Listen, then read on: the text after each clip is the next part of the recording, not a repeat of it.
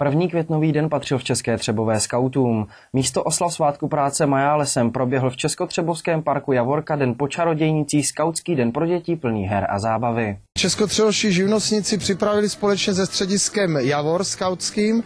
Ten skautský den, dalo by se říct, je to už taková malá tradice, už to je podruhý. Na nejmenší čekali v Javorce zajímavé hry a netradiční disciplíny. Většina z nich byla zaměřena na nejmladší děti, větší si však přišli také na své. Typíčku připravený kreslení pro děti, ty budou vykreslovat nějaké obrázky.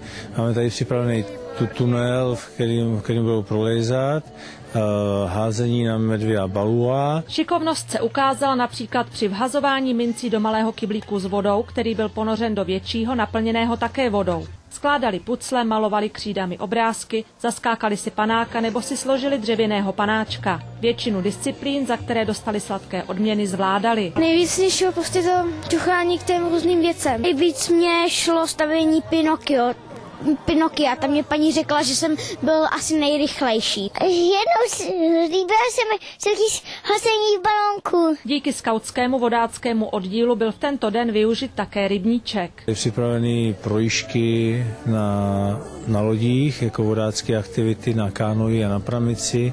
Si tam zkusili pádlovat a zkusili si tam ten kontakt s vodou, že ta loďka se hejbe. Další atrakcí, která byla stále v obležení, byl poník, který nejmenší vozil okolo parku.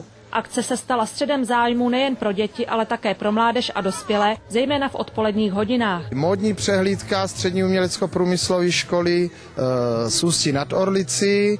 Vystoupila tady jejich rocková skupina, byli tady šermíři, skupina historického šermu Tartas. Místo Majálesu, který se dříve na první květnový den konal, si 1. máje užili zejména nejmenší při 2. ročníku skautského dne. Ten by se neuskutečnil bez podpory místních sponzorů. Jiřina Hiláková, OJK TV.